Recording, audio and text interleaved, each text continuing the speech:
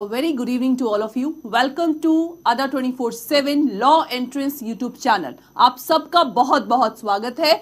हम लोग क्लैट 2020 का लीगल एप्टीट्यूड का पेपर एनालिसिस कर रहे थे और आज आप लोग का पैराग्राफ 7 को हम लोग डिस्कस करने जा रहे हैं। आप सब जानते हैं कि क्लैट 2022 में आप लोग के 8 पैराग्राफ आए थे लीगल एप्टीट्यूड के, तो उसी को मैं एक एक करके एनालिसिस करा रही हूं ताकि आप लोग इससे समझ सके कि हम लोग को जो लीगल एप्टीट्यूड के क्वेश्चंस है उसको कैसे सॉल्व करना है। और इसको मैं पहले भी बता चुकी हूं, भले ही आप लोग का पेपर पैटर्न चेंज हो गया है but still you have to study the 5 law subject जो कि आप लोग के पहले से ही चले आ रहे थे। That is contract, tort, IPC, constitution and your legal terms and fact. That's it. तो आज का जो पैराग्राफ है देखिए, इसको हम देखेंगे। जो आज का पैराग्राफ है सिंपली किस चीज को लेके है, ये आप लोग का लॉ ऑफ टॉर्ट को है। लॉ ऑफ टॉर्ट आप लोग का एक लॉ का सब्जेक्ट ही है, ठीक है। अब देखो इस पैराग्राफ को मैंने लॉ ऑफ टॉर्ट में कैसे इंक्लूड किया है, ठीक है। तो देखिए 7 मई 2020 मतलब देखो रीसेंट का मामला है। तो देखो आजकल आप लोग हर कंपटीशन एग्जाम में देखते होंगे कि आप लोग के जो 1 साल का करंट अफेयर में जो आप लोग के लीगल से थोड़ा सा सिमिलर होता है उसी को पैराग्राफ में देखो यहाँ पे दे दिया गया है। तो 2000 देखो ये आप लोग का 20 में पेपर आया था और देखिए ये आप लोग का 7 मई का मतलब 21 में सॉरी आप लोग का ये 20 में सॉरी पेपर है क्लैट 2020 का। बताइए 7 मई का आप लोग का ये घटना है जो कि इसमें डिफाइन है। अब ये क्या डिफाइन है इसमें, A major gas leakage of the styrene gas was reported from the plastic manufacture plant that is LG Polymer। मतलब ये आप लोग का जो विशाखापट्टनम बहुत ही फेमस हुआ था केस, ये विशाखापट्टनम सिटी में आपका जो ये LG Polymer आप लोग का प्लास्टिक मैन्युफैक्चरिंग प्लांट है, इसमें आप लोग का क्या हुआ, लीकेज हुआ था स्टायरीन गैस का। जिसके वजह से क्यों हुआ था ये, the accident took place when the cooling system of the polymer plant get clogged due to the mismanagement of the factory workers and resulted in turning the CO2 into the gas chamber। ये इसका exact reason था कि क्यों आप लोग का ये styrene gas आप लोग का लीक हुआ था। So this gas was leaked was styrene gas which is, अभी गैस के बारे में दिया है, this is very hazardous chemical under rule 2E of the plus entry of the 583 schedule of the manufacture storage and import hazardous chemical rule. मतलब इसके बारे में बताया गया है। तो ये जो बेसिकली है आप लोग का नेग्लिजेंस हम लोग बोल सकते हैं कि इंसान का लापरवाही के कारण ये चीज आप लोग का हुआ था। मिस मैनेजमेंट मतलब वही लापरवाही हुआ है, ठीक है। अब इसमें आप लोगों का उसके बाद सिंपली ये आप लोग का डेफिनेशन है।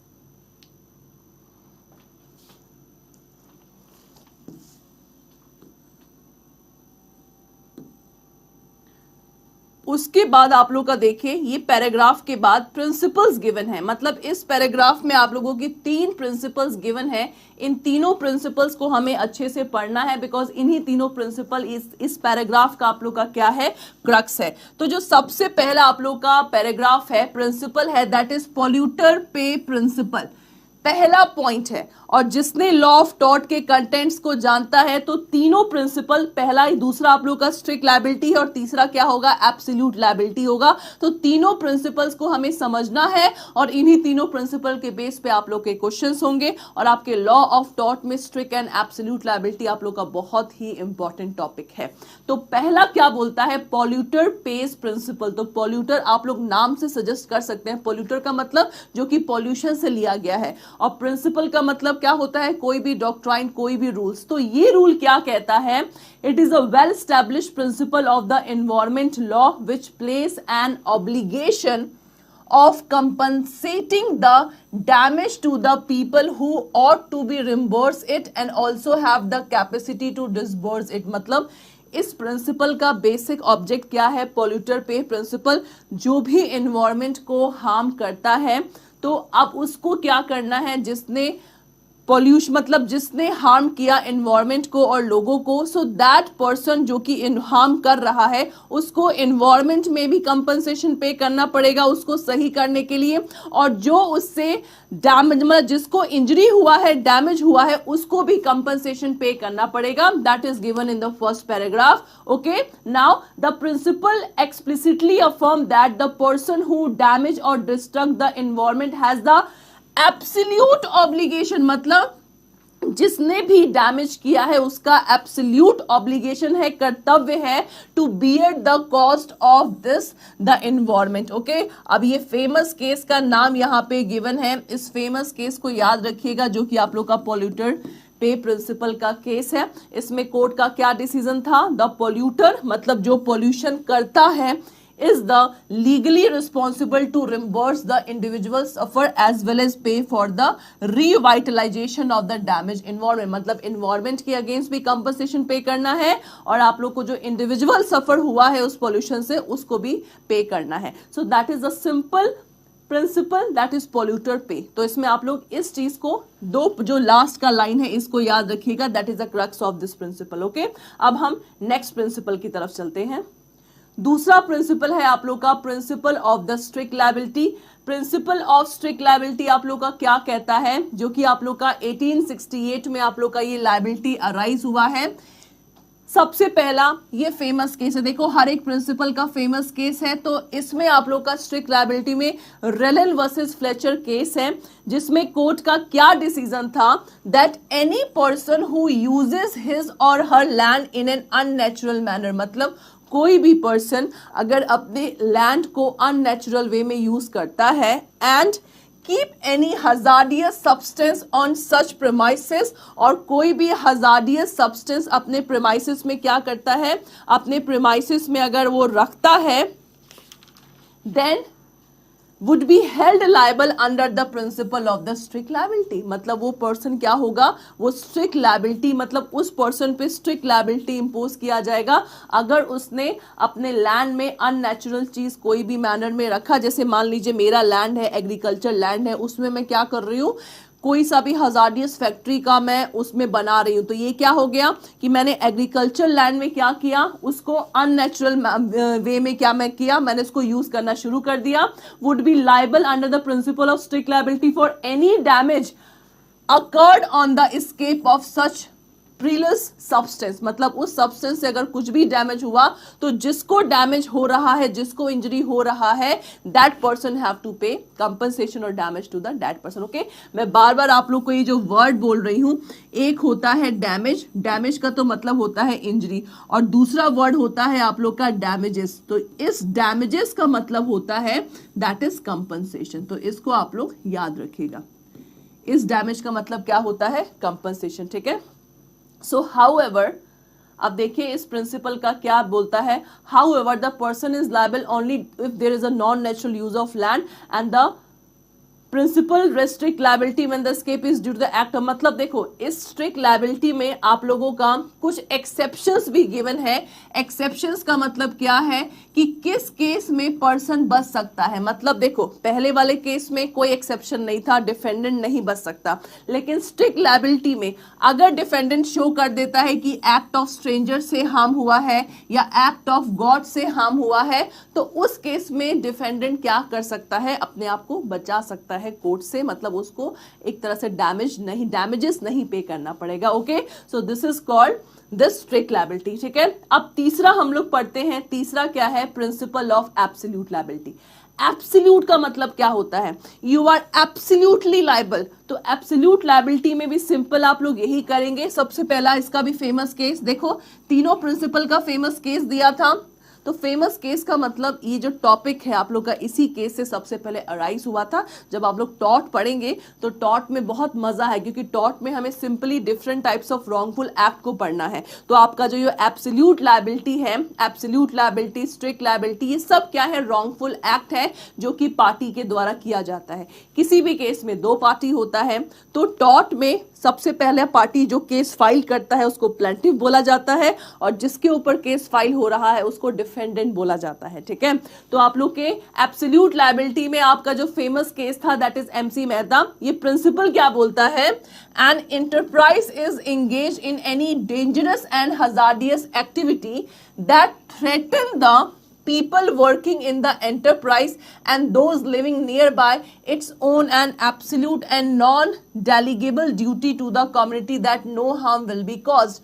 इसका सिंपली मतलब है एब्सोल्यूट लायबिलिटी को आप लोग, अगर मैं भोपाल गैस ट्रेजेडी का एग्जांपल दूं तो भोपाल गैस ट्रेजेडी आप लोग सब जानते होंगे जिसमें कितने लोगों भाई हार्म हुआ था, कितने ज्यादा लोग इसमें इंजर्ड हुए थे, तो that is called absolute liability. और इसमें आप लोग का एक भी एक्सेप्शन अवेलेबल नहीं होगा, तो इसमें आप लोग का यही बोल रहा है if the enterprise will have to compensate for the damage and can't use exception, मतलब इसमें आप लोग का बिल्कुल भी exception यूज नहीं होगा, the defendant will be liable in absolute liability। लेकिन ठीक है, और strict liability में क्या था, strict liability में हम लोग का exception available थे, ठीक है। तो अब हम लोग पढ़ेंगे इसमें क्वेश्चंस जो आप लोग के गिवन है, we have to solve that question, okay। अब सबसे पहला क्वेश्चन है आप लोगों का, under which of the following principle the company LG Palmer will be liable? Polluter pays principle, strict liability, absolute liability and all of the above। तीनों liability में हम लोग देख रहे हैं दैट द डिफेंडेंट भले ही भाई कहीं और रह रहा है लेकिन उसके जो मैनेजर है उन लोगों से भी अगर गलत काम हुआ है, डैमेज हुआ है थर्ड पार्टी को, so in that case the owner will be liable. So LG Polymer will be liable in all the cases, that is polluter pay principle, strict liability, absolute, so all of the above will be the exact answer। Second one, as per the polluter pays principle LG Polymer will be liable to pay amount of money, मतलब मैंने आपको principal पढ़ाते हुए बताया था किस किस को पे करना होता है।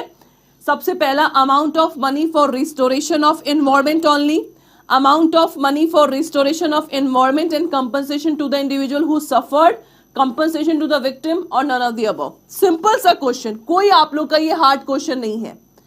So for this one the exact answer is simply polluter पे प्रिंसिपल में क्या था कि इन्वायरमेंट का भी रिस्टोरेशन किया जाएगा, डिफेंडेंट से करवाया जाएगा और जो सफर्ड हुआ है उसको भी पे किया जाएगा। सो सेकंड का बी आप लोग का एग्जैक्ट आंसर है, ठीक है। नाउ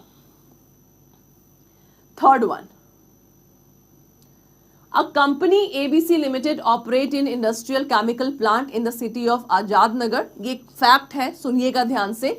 ड्यू टू अर्थक्वेक आता है 22 जुलाई 2020 को, the valves of the reactor in the plant get damaged due to the operator could not properly transport the hazardous gas for the chemical vaporization, मतलब गलती देखो management की ही है, resulting in the gas leak and the gas leakage resulted in the death of the 12 workers of the plant and also some people living nearby the plant। In this situation, in order to डिस्पाइपर the liability of ABC limited, the best option बताइए इसमें से कौन सा आप लोग का best option होगा, ABCD। थर्ड वन,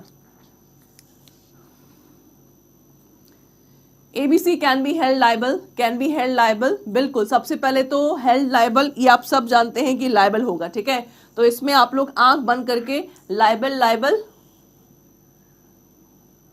सी वाला तो बिल्कुल नहीं होगा, ठीक है। सी वाला आप लोग का पॉइंट, बिकॉज इसमें ना will not B held liable लिखा है। अब ABC में से पॉइंट है, अब ए पढ़ते हैं। ABC limited can be held liable under principle of strict and absolute liability and polluter pays principle. B है ABC can be held liable under the polluter पे principle and the principle of absolute liability but can be exempt under the rules of strict liability. क्या वो strict liability में exempt कर सकता है? क्या exception आप लोग का अवेलेबल है इसमें? क्योंकि स्ट्रिक्ट लायबिलिटी और एब्सोल्यूट में क्या डिफरेंस है कि स्ट्रिक्ट लायबिलिटी में जो आप लोग का डैमेज होता है बहुत ही कम मेंबर्स को होता है, और अगर प्रूफ हो गया कि एक्सेप्शंस में आते हैं तो भाई डिफेंडेंट आप लोग का बच सकता है। लास्ट क्या है, ABC limited will be held liable under strict and absolute principle but the principle of polluter pay will not be applicable. भाई ये तो आप लोग का एप्लीकेबल होना ही होना है, ठीक है। सो इसका आप लोग का थर्ड का एग्जैक्ट आंसर क्या है, B will be the exact answer की एक्सेप्शंस के द्वारा चाहे तो आपका डिफेंडेंट है वो बच सकता है, ठीक है। Now fourth one, the argument of LG Polymer that they did not know the styrene gas could leak, इसका बताइए एग्जैक्ट आंसर। मतलब उन्होंने बोला कि they did not know the styrene, सबसे पहले तो ये जो बोल रहे हैं ना, did not know the styrene gas could leak, मतलब उन्होंने कभी सोचा भी नहीं था कि स्टारिन गैस लीक हो सकता है। तो सबसे पहले तो मैं बोलूंगी स्ट्रॉन्ग आर्ग्यूमेंट है ही नहीं आपका, वीक है जो बोल रहा है। अब बताइए, दोनों में वीक मैंने बोल दिया, अब इसमें से क्या एग्जैक्ट आंसर है? Weak argument and will not help in reducing the liability, weak argument but help in reducing the liability, मतलब will not help in reducing, will help in reducing, मतलब बोल देने से क्या आप लोग का लायबिलिटी कम हो जाएगा? बिल्कुल नहीं। तो इसका एग्जैक्ट आंसर क्या है? C is the exact answer. Okay, C is the exact answer. Now last one, XYZ is a company operating in a pesticide factory, okay, operating in a pesticide factory in the city of the Rampur.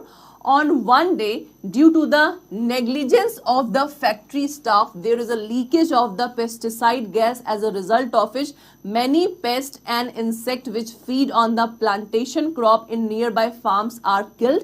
There is no harm caused to the people living, मतलब जो वहां people रहते थे उन्हें कोई आप लोग का हार्म नहीं हुआ, and the workers, however the leakage was so humongous that it reduce the quality of air, it reduce मतलब एनवायरमेंट को इफेक्ट हुआ, and causing the breathing problem for the people living around in the area. So in this case what will be the exact answer? A will be absolute liable but no strictly liable. B है A will be not liable. C है XYZ liability under strict and absolute liability principle depend upon the inquiry as to whether leak pesticide gas hazardous substance or chemical or not, and XY will be liable under the polluters pay principle, और XY will be not liable। सबसे पहले तो not liable आपका बिल्कुल नहीं होगा, ये गलत है, ये गलत है। ए या बी, सी से आप लोग का एग्जैक्ट आंसर है।